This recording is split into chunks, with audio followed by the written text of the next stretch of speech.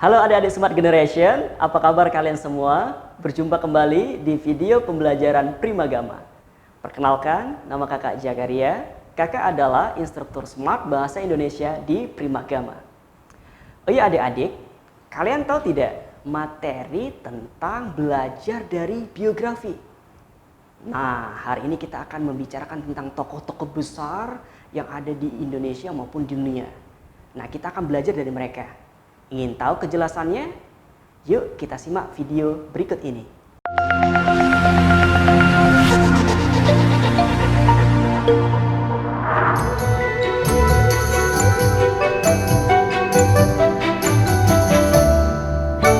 Oh ya adik-adik Smart Generation, kamu tahu tidak tokoh-tokoh yang terpampang pada foto tersebut? Iya, benar sekali. Mereka adalah tokoh-tokoh Indonesia yang karyanya sudah mendunia, yang karyanya itu sudah diakui oleh dunia.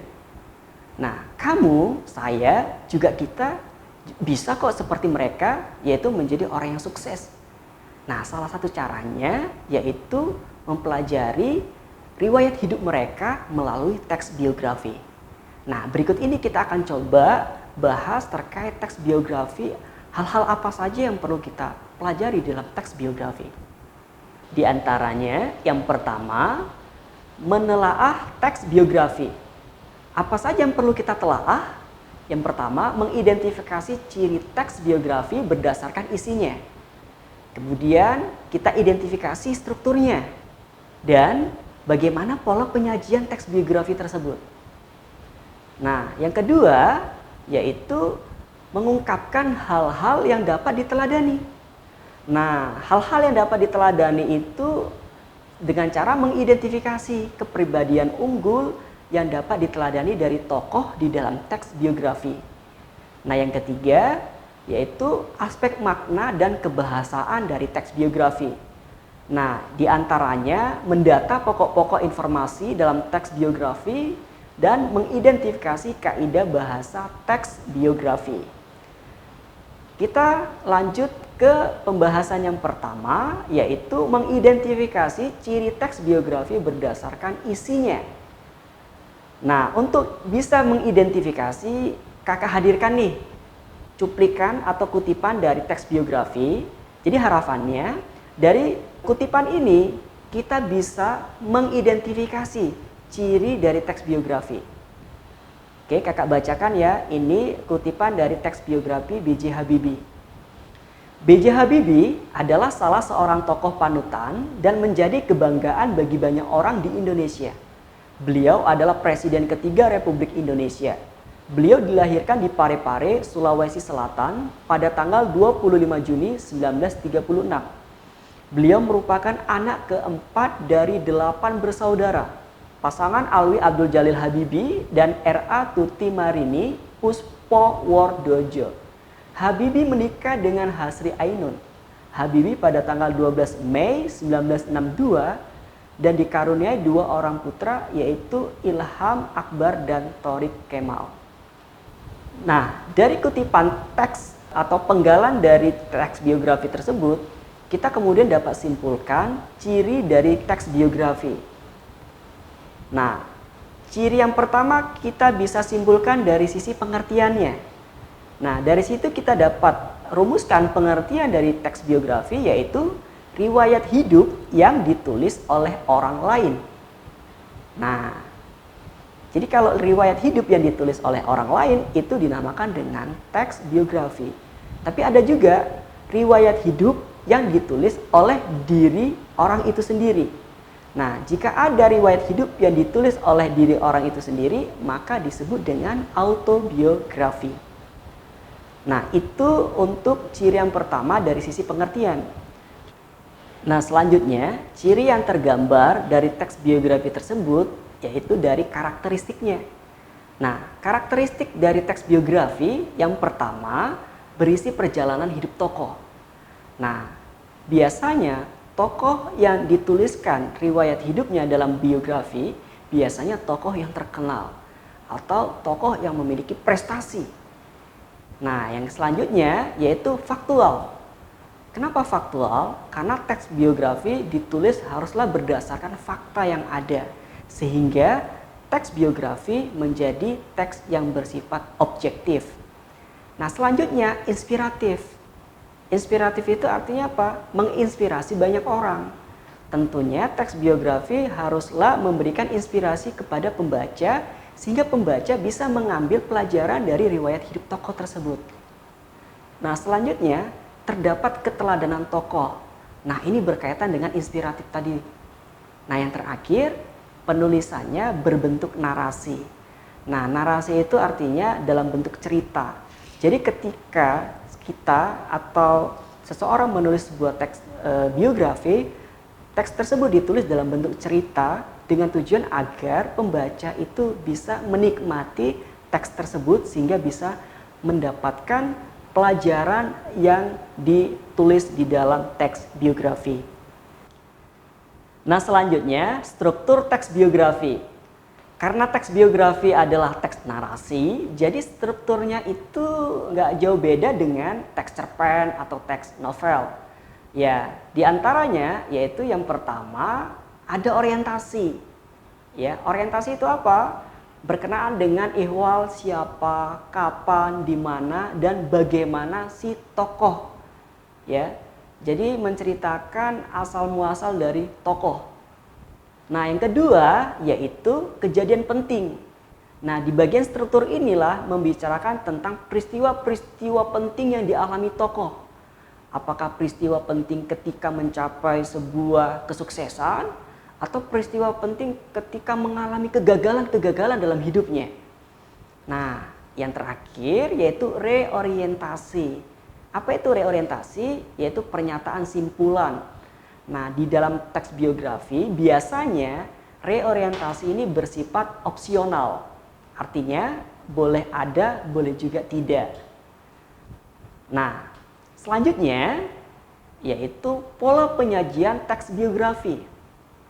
Pola penyajian teks biografi ini ada kaitannya dengan struktur teks biografi. Nah, di antara pola penyajiannya ini yang pertama dari sisi alurnya. Nah, di dalam teks biografi kita bisa mengetahui alur yang dituliskan di dalam teks biografi itu seperti apa.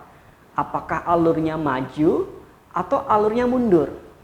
Kalau alurnya maju itu biasanya menceritakan perjalanan hidup tokoh, dari tokoh itu lahir, kemudian tumbuh, kemudian mencapai kesuksesan, kemudian sampai meninggal. Nah, tapi kalau misalnya yang alurnya mundur barangkali menceritakannya dari tokoh itu sudah meninggal, kemudian menceritakan perjalanan hidupnya dari sisi perjuangan hidupnya dan sebagainya. Nah, itu kalau dari sisi alur. Nah, yang selanjutnya itu gaya penulisan. Gaya penulisan dalam teks biografi ini cenderung deskriptif narasi. Deskripsi itu berarti menggambarkan tokoh tapi dalam bentuk cerita. Nah, tapi ada juga teks biografi itu dia deskripsi narasi disertai dialog. Ada dialog yang dihadirkan di dalam teks biografi tersebut. Nah, selanjutnya yaitu sudut pandang penceritaan. Sudut pandang penceritaan dalam teks biografi tentu saja menggunakan sudut pandang orang ketiga tunggal. Kenapa? Karena kalau teks biografi kan diceritakan oleh orang lain. Otomatis dalam proses penceritaannya menggunakan sudut pandang orang ketiga tunggal. Contohnya dia, ia, beliau, ya. Nggak mungkin kan dalam proses penceritaan terus menggunakan sudut pandang orang pertama, aku. Nah, itu berarti bukan teks biografi. Nah, yang terakhir yaitu fokus penceritaan. Apa maksudnya fokus penceritaan, Kak? Nah, fokus penceritaan itu di dalam menceritakan tokoh, bagian mana yang menjadi fokus penceritaan? Apakah dari bagian perjalanan hidup si tokoh atau dari segi kesulitan-kesulitan si tokoh ketika mencapai kesuksesan atau dari sisi kesuksesan-kesuksesan si tokoh? Nah, jadi fokus penceritaan itu menjadi sebuah pola penyajian di dalam teks biografi.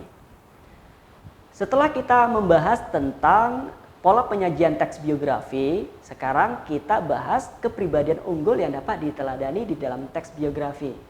Ngomong-ngomong tentang kepribadian unggul nih, tokoh yang riwayat hidupnya dijadikan biografi biasanya tokoh yang memiliki kepribadian unggul. Kenapa harus memiliki kepribadian unggul, Kak? Karena dengan kepribadian unggul itu akan memberikan inspirasi bagi pembaca. Sehingga pembaca akan bisa berubah dalam hidupnya karena membaca biografi dari tokoh tersebut. Nah, bagaimana cara melihat kepribadian unggul di dalam sebuah teks biografi? Nah, yang pertama itu bisa kita lihat berdasarkan peristiwa atau permasalahan yang dialami oleh si tokoh. Nah, yang kedua itu bisa kita lihat dari cara menghadapi permasalahan. Bagaimana tokoh menghadapi permasalahan tersebut. Dari kedua inilah kita bisa menemukan kepribadian unggul dari si tokoh sehingga bisa kita teladani. Kakak kasih contoh nih ya. Nah, di sini ada penggalan kutipan teks biografi. Nah, kakak bacakan teksnya. Ketika musim liburan tiba, Habibie menggunakan waktunya untuk mengikuti ujian dan bekerja. Sehabis masa libur, ia kembali fokus belajar. Gaya hidupnya ini sangat berbeda dibandingkan teman-temannya yang memilih menggunakan waktu liburan musim panas untuk bekerja, mencari pengalaman tanpa mengikuti ujian. Nah, berdasarkan kutipan dari teks biografi tersebut, kira-kira nih kepribadian apa yang dapat kita teladani dari teks tersebut? Kepribadian apa yang dapat kita teladani dari tokoh B.J. Habibie tersebut?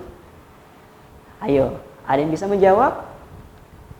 Iya, keteladanan itu adalah B.J. Habibie merupakan sosok yang bekerja keras. Kenapa bekerja keras? Karena dia menggunakan waktunya dengan semaksimal mungkin untuk hal-hal yang bermanfaat. Nah, dari situ kita dapat simpulkan kepribadian tokoh itu dilihat dari peristiwa yang dialami oleh si tokoh. Nah, dalam menentukan sebuah kepribadian unggul dalam sebuah teks biografi itu bisa secara langsung dan tidak langsung. Nah, kebetulan nih teks yang kakak hadirkan itu adalah teks yang memberikan kepribadian unggul tokoh dalam bentuk tidak langsung. Kenapa? Karena dari peristiwa si tokoh itulah kita kemudian menemukan kepribadian unggulnya. Nah, selanjutnya adalah kaidah kebahasaan teks biografi. Seperti teks-teks yang lainnya, ya, yang namanya teks itu pasti memiliki kaidah kebahasaan atau istilahnya itu ciri kebahasaan. Ya, ciri kebahasaan dari teks biografi. Apa saja ciri kebahasaannya? Yang pertama, yaitu menggunakan kata ganti orang ketiga tunggal. Nah, seperti yang sudah kakak singgung sebelumnya nih, ya kan? Jadi ketika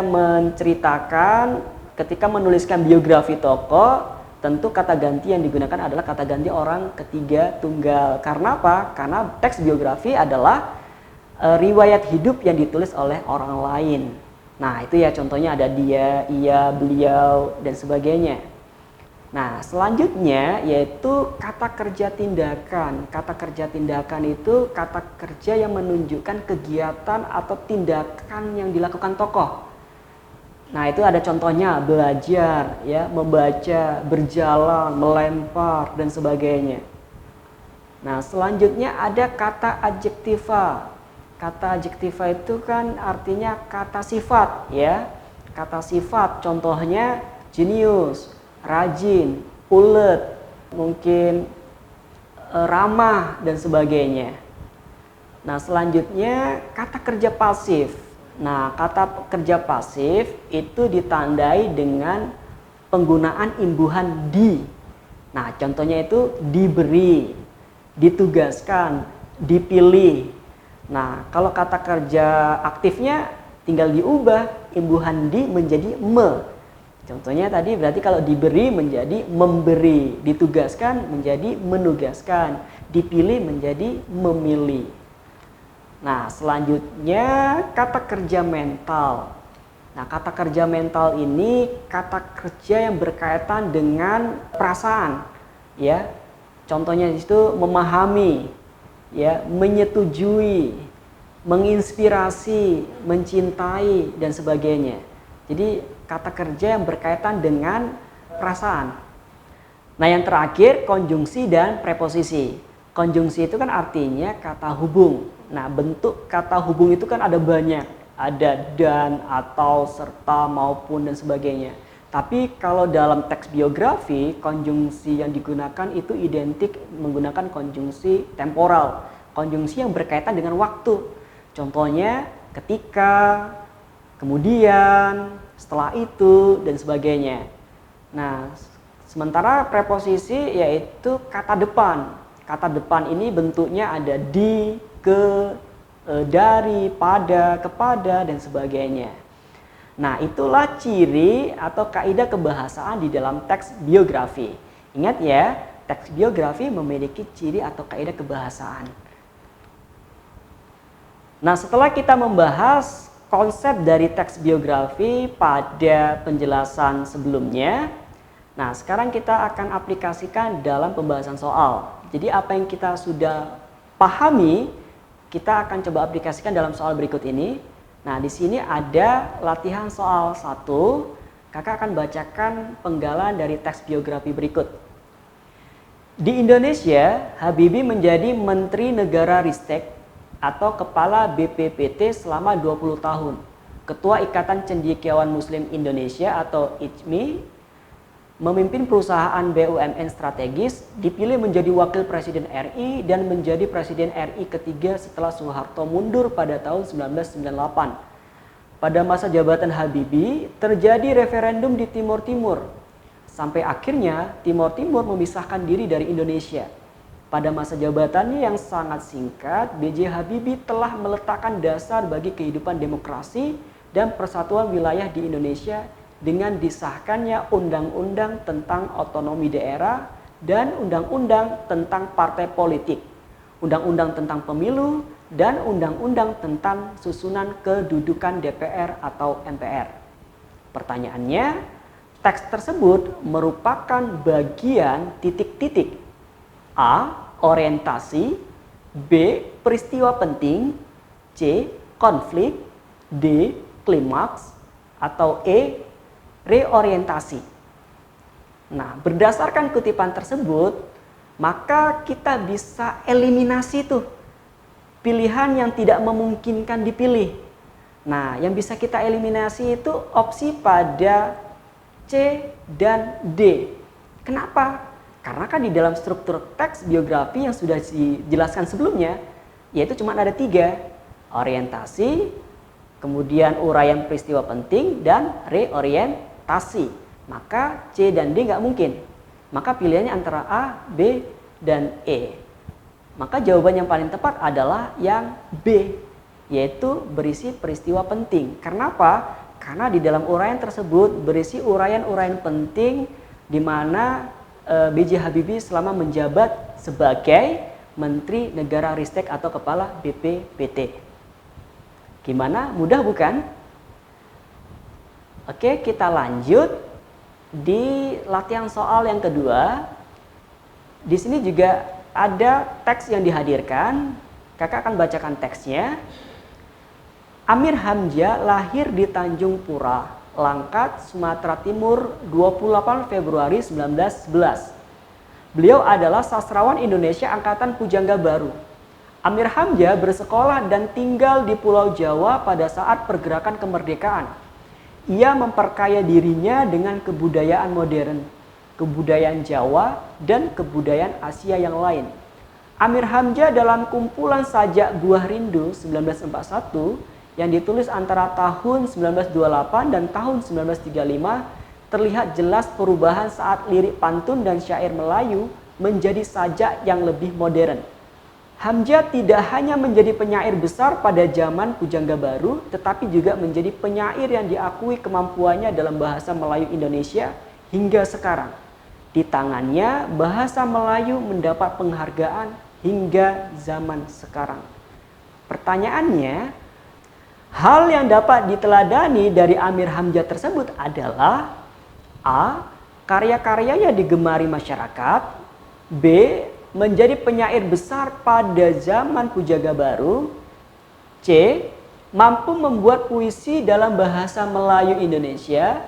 D. Memperkaya diri dengan kebudayaan lain. E. Amir Hamzah lahir di lingkungan bangsawan. Nah, berdasarkan teks yang terdapat di dalam paragraf tersebut, maka dapat kita simpulkan keteladanan yang dapat kita ambil dari tokoh Amir Hamzah yaitu D. Memperkaya diri dengan kebudayaan lain. Nah, hal ini ada tertera pada pertengahan paragraf. Ya. Selanjutnya kita ke latihan soal 3. Di sini juga ada teks yang dihadirkan. Kakak akan bacakan teksnya. George Saab, putra Papua, sangat menyukai pelajaran fisika. Ia berasal dari keluarga yang kurang mampu secara ekonomi. Berkat ketekunannya, si jenius dari Papua ini mendapatkan beasiswa hingga ke luar negeri. Meski kini telah sukses, Oge, begitu biasanya dia dipanggil, tetap menjadi pribadi yang ramah dan tidak sombong. Pertanyaannya, kaidah kebahasaan yang dominan pada teks tersebut adalah titik-titik. A. Pronomina. B. Kata kerja tindakan. C. Kata kerja pasif. D. Konjungsi. E. Preposisi. Kira-kira apa nih jawabannya? Nah, jawaban yang paling tepat adalah A. Pronomina. Karena apa? Karena di dalam teks tersebut menggunakan kata ganti orang ketiga tunggal. Di antaranya di situ ada menggunakan kata ia, kemudian nya, kemudian si jenius dari Papua, kemudian oge. Nah, itu adalah kata ganti orang ketiga tunggal. Bagaimana? Mudah bukan? Demikian adik-adik Smart Generation materi tentang belajar dari biografi. Semoga materi ini bermanfaat untuk kalian semua dan kita bisa menjadi pribadi yang lebih baik. Dan sampai jumpa di video pembelajaran berikutnya. Oh iya, jangan lupa subscribe channel YouTube kita dan bunyikan loncengnya agar selalu update video-video dari kita. Primagama siap, Primagama smart, Primagama terdepan dalam prestasi.